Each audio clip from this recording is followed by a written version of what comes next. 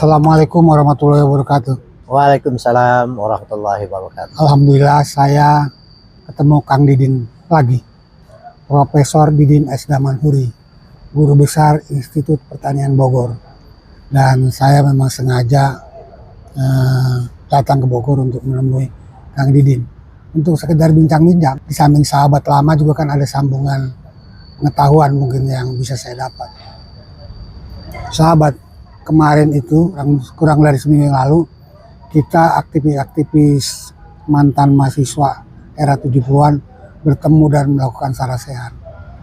Dan ada topik yang menarik yang kita angkat ketika itu, yaitu tentang peran umat Islam.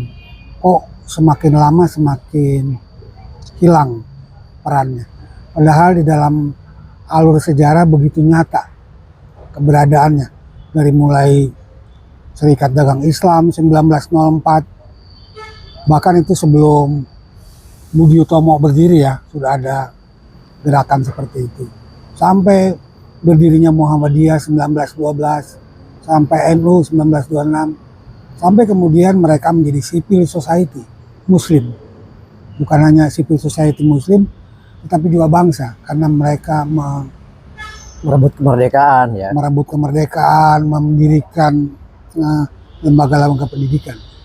Nah, ini kegelisahan saya ini saya ingin tanyakan kepada Profesor Kang, kira-kira apa yang terjadi Kang dengan kondisi seperti ini Kang?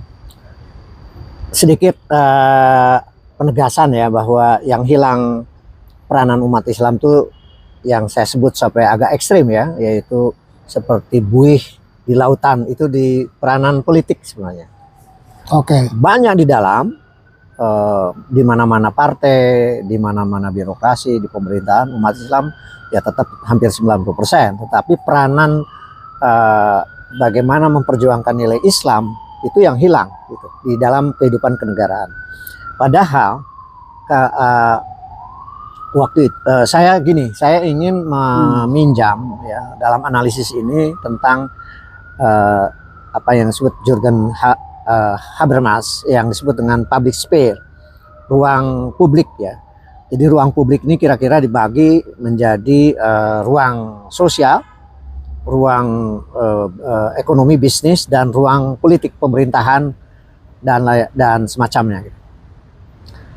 Nah, dulu tahun awal-awal persiapan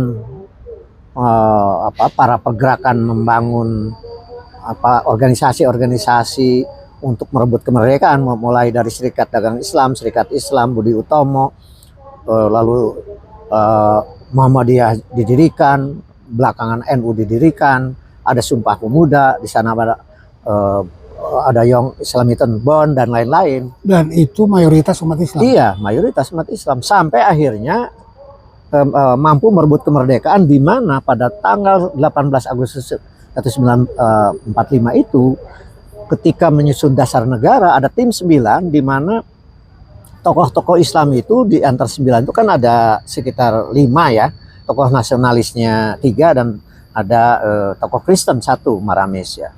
Jadi sangat signifikan ruang politik, bahkan ruang ekonomi itu diperjuangkan gerakan koperasi oleh Serikat Dagang Islam. Apalagi ruang sosial, di mana Muhammadiyah dan NU itu membangun pendidikan dari sejak sebelum kemerdekaan. NU dengan pesantrennya, kalau Muhammadiyah dengan sekolah-sekolahnya, begitu, itu sebelum kemerdekaan sudah didirikan gitu. Belum tokoh-tokohnya yang kemudian guru dari semua tokoh itu kan Pak Cokro Aminoto, tokoh SDI yang kemudian tokoh Serikat Islam, itu gurunya Bung Karno yang nasionalis Islam, gurunya Kartosuwiryo ada di situ juga, yang kemudian dia terlibat separatisme DITI. Ada Musso yang kemudian menjadi ketua umum komunis ya, karena dia telah setelah pulang dari Moskow. Belum ya, Haji Agus Salim, kemudian ada yang lain-lain ya, yang pokoknya bersatulah di situ seluruh the founding father nanti ada Bung Tomo yang kemudian nanti juga jadi tokoh dengan tema Allahu Akbarnya di Surabaya ketika merebut kembali ketika ada aksi polisional dari Belanda. Nah, ruang-ruang sosial di bidang ekonomi, bidang pendidikan dan bidang civil society itu berjalin berkelindang dengan ruang bisnis dan ruang politik gitu. Nah, kemudian kemerdekaan tercapai. Jadi peranan umat Islam itu besar sekali. Kemudian masuk ke era tahun 50-an. Itu ada Perdana Menteri Muhammad Nasir ya dari Masyumi yang merupakan Perdana Menteri pertama ya ketika masuk dari RIS Republik Indonesia Serikat, ada mosi integral dari Muhammad Nasir kemudian jadi Perdana Menteri pertama. Kemudian ada tokoh lain, Ali Sastro-Amijoyo, tapi ada Perdana Menteri yang lain, Dr. Sukiman, lalu Burhanuddin Harahap dari Masyumi tahun 50-an itu, yang mereka peranannya yang saya catat di dalam sejarah itu adalah justru memberantas korupsi besar-besaran karena politik benteng. Itu Burhanuddin Harahap kerjasama dengan Angkatan Darat. Jadi dia ada di mainstream kebangsaan dengan membawa nilai-nilai Islam. Kemudian kita tahu akhirnya Bung Karno ada deklarasi dekret kembali ke Undang-Undang Dasar 45 karena gagalnya konstituante membangun pemerintahnya stabil. Tapi kemudian kembali Undang-Undang Dasar 45 diterjemahkan secara praksisnya pemerintahan lebih kepada membangun otoritarian Soekarno. Ya, disitulah gitu. Sepertinya mulai ada peran politik umat Islam mulai drop ya karena peran PKI di situ. Peranan PKI kemudian menjadi second layer aja ya. Gitu. Kita tahu lalu kemudian hampir saja PKI merebut kekuasaan, cuman digagalkan oleh Jenderal Soeharto yang kemudian menjadi presiden pertama di era Orde Baru dan kemudian memimpin selama 32 tahun. Di situ juga peranan umat Islam. Memang ada partai yang P3, kemudian yang lebih mainstream kan Golkar sama TNI Angkatan Darat kan gitu. Di era reformasi ketika pemerintah Soeharto ini lengser, jatuh, kemudian kan ada semacam desakan dari IMF dengan liberalisasi ekonomi, prinsip neoliberal di dalam pengelolaan ekonomi bahkan masuk pada amandemen Undang-Undang Dasar 45, kemudian liberalisasi politik dengan adanya demokrasi langsung, pemilihan presiden maupun pilkada langsung. Ini makin input global masuk dan makin terpuruknya peranan umat Islam terutama dalam politik.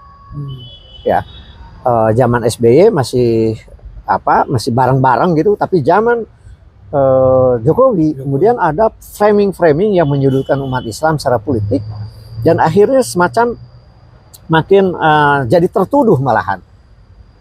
Walaupun itu isunya tentang anti toleransi, kemudian anti radikalisme dan sebagainya, tapi seolah-olah umat Islam menjadi tertuduh, lalu kemudian peranan-peranan politik ini, itulah istilah saya, semakin seolah-olah ada di mana-mana, masih tetap kuantitasnya mayoritas, tetapi peranannya itu seperti buih di dalam lautan. Dan tidak memperjuangkan nilai-nilai Islam. Dan banyak para aktornya yang ada di dalam yang banyak kuantitas tidak memperjuangkan nilai-nilai Islam. Apa itu? Nilai-nilai. Terutama keadilan. Keadilan. Adalah ya.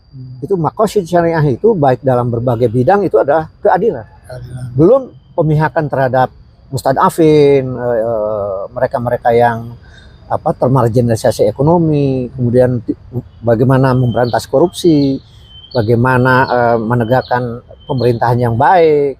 Itu seperti peranannya itu tidak ini. Jadi ada tapi tiada. Iya, kira-kira gitu dalam peranan nilai ya. Iya, peranan nilai. Nilai-nilai tadi itu saya kira harus jadi renungan mengapa kayak gagap gitu. Menurut saya ini anatominya ya, kayak gagap. Jadi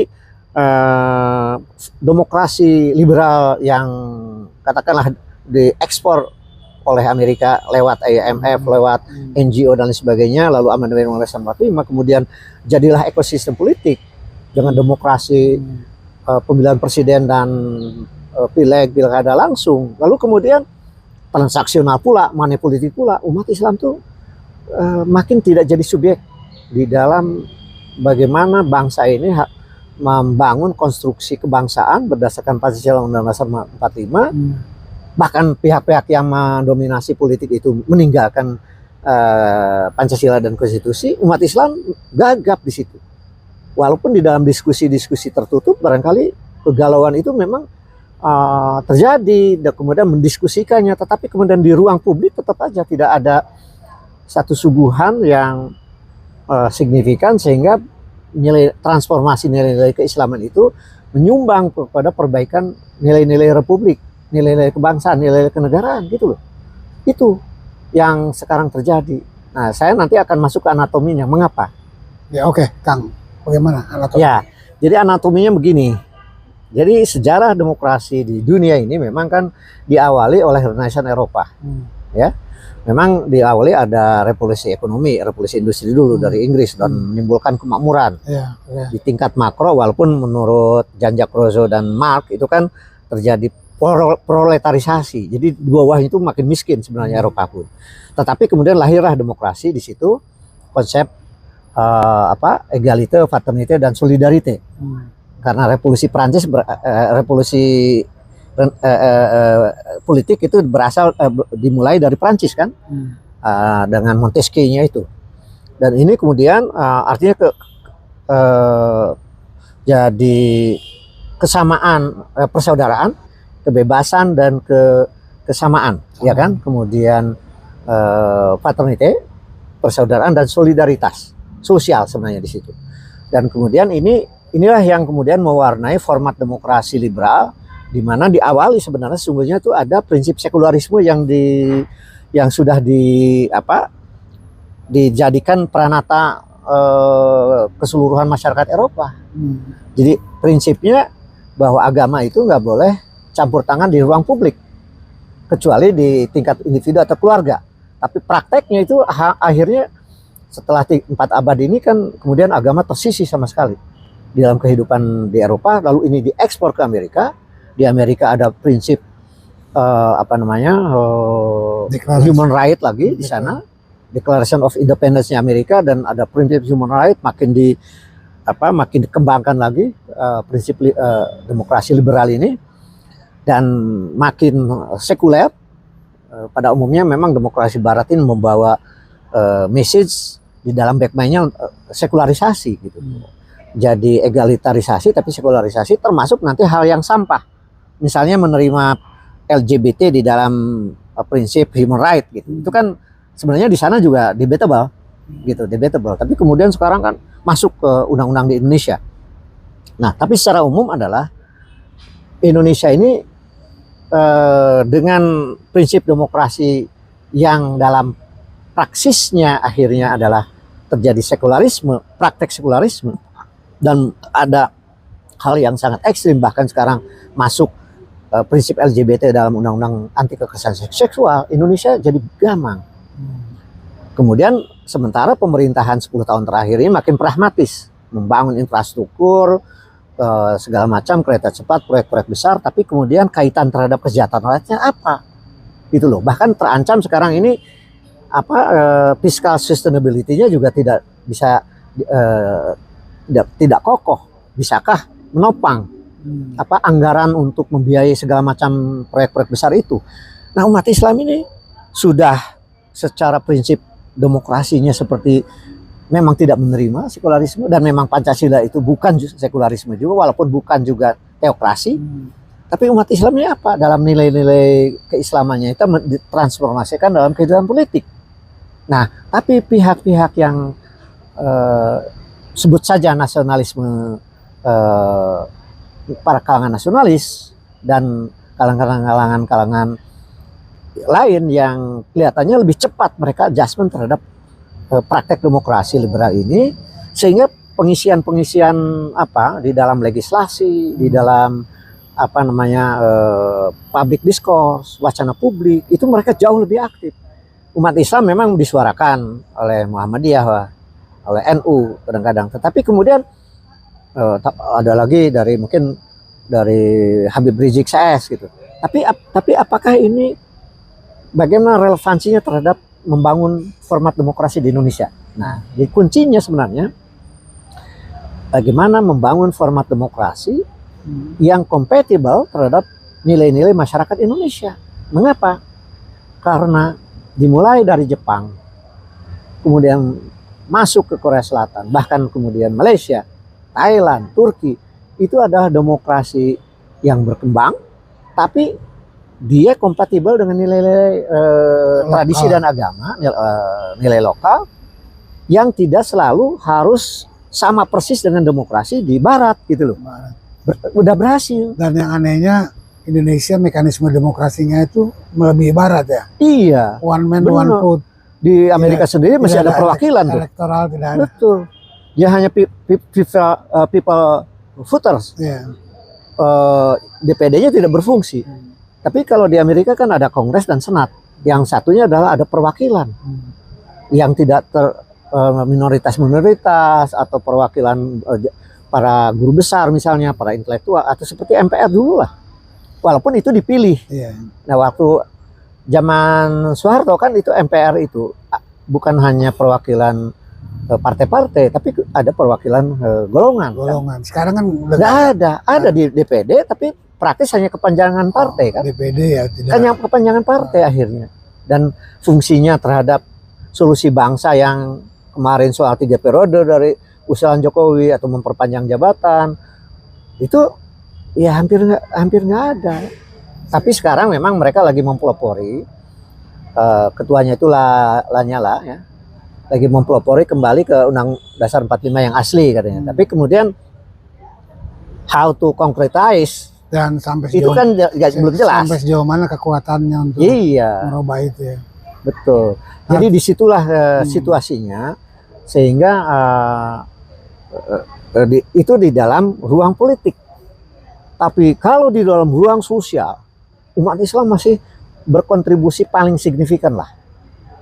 Misalnya Indonesia terpilih sebagai the most generous society, negara yang paling dermawan di kala krisis pandemi COVID-19, 98, 65 itu solusi dari ketika krisis besar itu disumbang oleh prinsip ta'awunnya yang kemudian bersama umat-umat lain menyelesaikan atau menjadi bantalan sehingga krisis itu tidak terlalu dalam. Disitulah civil society, organisasi Islam saling tolong menolong kan. Ya. Saudaranya menolong saudaranya. Betul. Temannya itu menolong diakui temannya. secara dunia ya. Kita ini adalah negara paling dermawan di dunia sudah 5 tahun berturut-turut. Itu ruang sosial kita. Jadi kita masih besar kontribusi umat Islam di dalam di dalam solusi terhadap krisis ya. Karena itu mungkin yang perlu dibangun civil society-nya kan. Iya.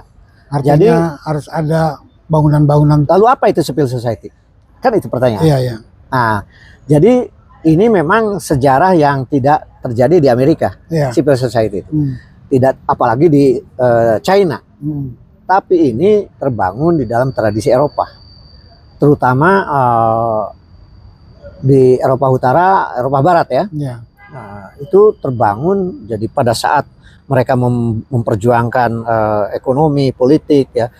Itu civil society berbarengan juga terbentuk. Jadi intinya adalah semua kekuatan-kekuatan sosial di seluruh elemen di sebuah negara itu terorganisasi dengan baik untuk memperjuangkan kepentingan dari mereka dalam berhadapan dengan kekuatan politik, kekuasaan. Apakah itu serikat buruh, itu yang paling besar di Eropa itu kan. Kemudian seluruhnya itu hampir ada serikat dosen, serikat mahasiswa. Ada di bidang lingkungan tuh yang terkenal ya Inggris ya, Greenpeace ya. Greenpeace dan lain sebagainya. Jadi, sampai peranannya malah mendunia dan sebagainya di bidang lingkungan.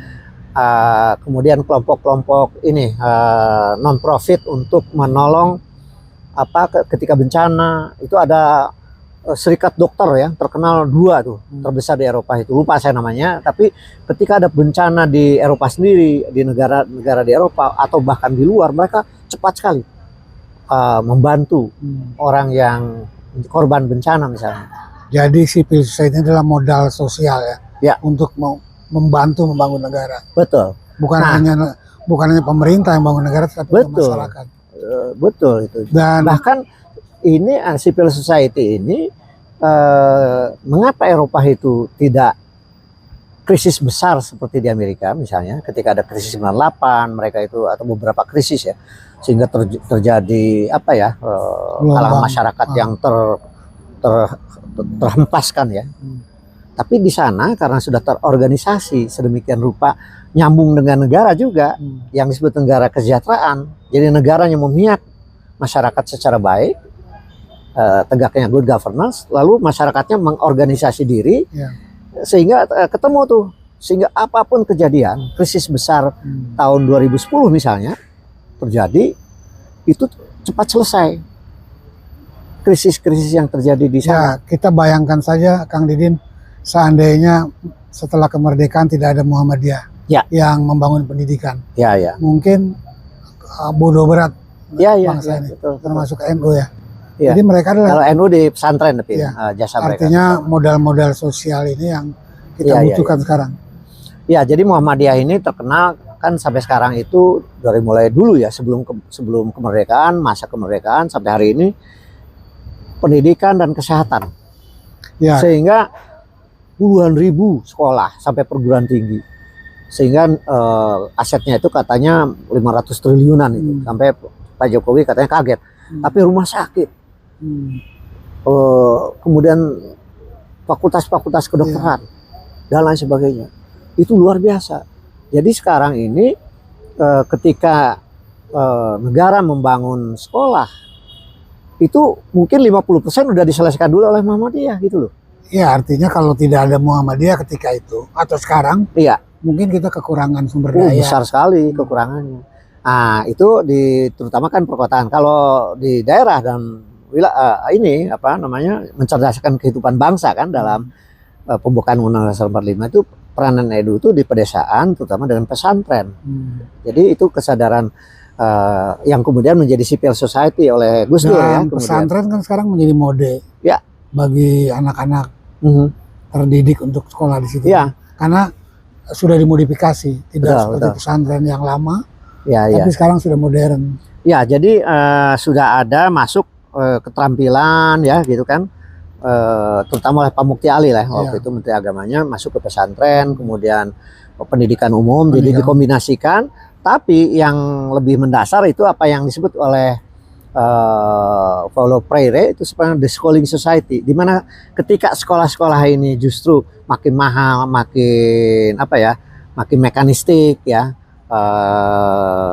tidak memecahkan masalah kehidupan. Kalau pesantren itu belajar hidup.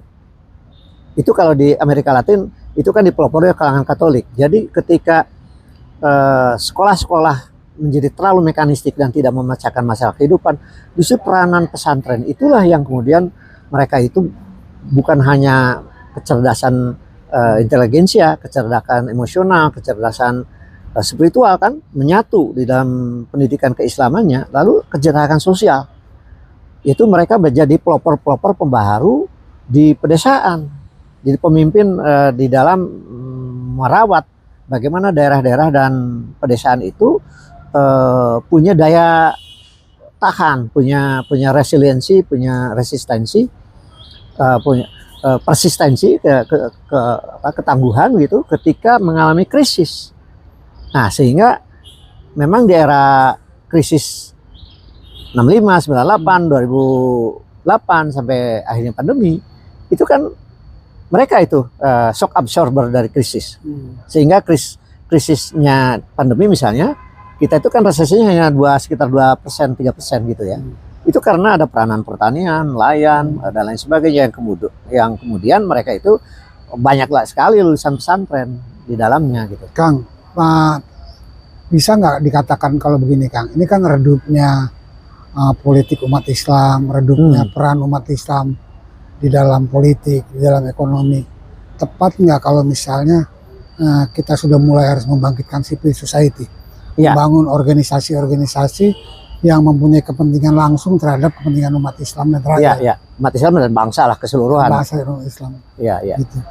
Jadi, tapi kan banyak ormas-ormas sekarang yang abal-abal kan, Iya. yang dipakai untuk mencari proyek macam-macam lah. Iya. gitu. Nah, Tapi ini yang genuine civil society di samping organisasi Islam yang besar itu ya, Muhammadiyah, NU, PUI, Al-Wasliyah, kemudian Mutlahul Anwar, macam-macam. Ada yang di Sulawesi dan itu artinya diefektifkan menjadi ya, sebuah betul. kekuatan sosial, Ya. sebuah modal sosial untuk membangun bangsa. Di kalangan ada kalau di masyarakat Kristen juga ada yang di organisasi gereja, yang Hindu, Buddhis, itu kan kekuatan civil society yang ketika krisis mereka lah menjadi tempat bagi masyarakat yang terkena krisis untuk mencari solusi, dan itu berhasil setiap waktu. Nah, apa yang dimaksud dengan memperkuat civil society? Yaitu civil society-nya sendiri terus-menerus membangun kapasitas dan kapabilitas di samping kemandirian ya. Jangan sampai karena dibantu oleh pihak-pihak lain lalu kemudian hilang kemandirian. Itu prinsipnya kan civil society itu. Tetap dia self help gitu ya. Prinsip itu self help, mandiri, mandiri dalam itu dan makin dikembangkan. Jadi misalnya serikat yang pelajar yang sekarang lagi mati nih, di kalangan pelajar itu lagi hilang lagi nih. Dulu kan pelajar-pelajar di sekolah-sekolah itu hidup tuh, ada PI, ada apa, IPM segala macam, kan sekarang kurang berkembang tuh. Nah, di kalangan mahasiswa pun sekarang dengan era pragmatisme itu kan makin hilang peranan ormas-ormas Islam, HMI kayak PMI kayak GMNI. Saya tahu itu di kampus-kampus itu menurun dibanding katakanlah antara 70 sampai tahun 2000. Tapi sejak 2010 ke sini makin menurun, dan itu ada upaya yang saya duga ya, entah kepentingannya itu politik, itu semacam dibonsai kampus-kampus itu, baik itu peranan dosen-dosennya maupun peranan mahasiswanya. Ya, termasuk sistem kurikulum kan, iya, diatur sebegitu rupa. Kurikulumnya sistem SKS yang terlalu padat, tapi sehingga tidak mengindahkan membangun karakter itu seperti apa gitu. Sehingga dampaknya sekarang negara makan tidak abai terhadap etika dan moral. Jangan-jangan ini ujungnya ya. Jadi hilirnya. Jadi hulunya adalah kembalilah seluruh pendidikan sekolah ya, dari mulai TK sampai perguruan tinggi, bahwa membangun karakter itu, karakter building, nation and character building itu menjadi prinsip dasar. Jadi, jangan hanya kemudian teknokratisme aja gitu. Itu harus kembali direbut. Jadi bersama dengan civil society itu kan mereka itu lahir dari hasil-hasil sekolah kan, baik formal, non formal, informal, termasuk dari keluarga, yang harus direbut kembali bagaimana membangun karakter bangsa sehingga civil society itu kuat karena pendidikan di seluruh jenjang, di seluruh jenis itu karena membangun karakter, bukan hanya sekedar memenuhi pasar kerja, bukan sekedar itu. Ya, jadi memang sepertinya civil society itu suatu kebutuhan, Kang. Ya. Karena kan kalau kita lihat yang formal kan tidak memenuhi itu kan, bahkan menjauh dari kepentingan. Enggak, yang formal pun artinya tuh kalau pemerintah ini punya visi terhadap preambul Undang Dasar 45, yaitu membangun kecerdasan bangsa gitu. Kan kecerdasan bangsa itu bukan hanya kecerdasan individual, kecerdasan juga intelijensia, emosional, spiritual, lalu sosial dan bangsa.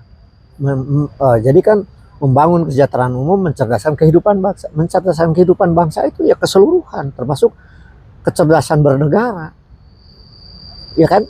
Bukan hanya sekedar cerdas orang per orang kan. Ya, sekarang kan mungkin sekarang malah terjadi proses pembodohan ya. Iya, iya. Artinya ada proses bahkan sekarang katanya Kemendikbud mengatakan perguruan tinggi itu adalah tidak wajib, tersier. Lalu boleh mahal. dan mahal. Oh, itu kan apa namanya? Menurut saya pengkhianatan terhadap konstitusi. Padahal negara wajib mencerdaskan kehidupan bangsa rakyatnya. Artinya di samping TK sampai SMA sampai perguruan tinggi sekalipun itu wajib negara punya hadir, termasuk biaya kuliah yang tidak mahal. Iya. Ya sekarang itu mengapa dimahalkan? Itu pertanyaan sekarang. Keresahan sangat Saya kuliah dulu masif ya. tahun 1970. Itu murah itu. 16.000. Iya. Sekarang udah berapa? Waduh, sekarang ada yang belasan juta.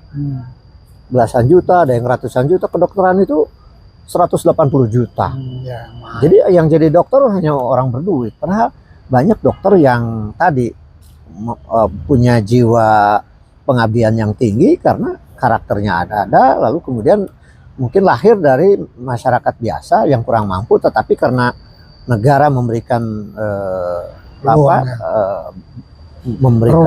ruang subsidi yang cukup sehingga uang kuliah itu menjadi tidak mahal.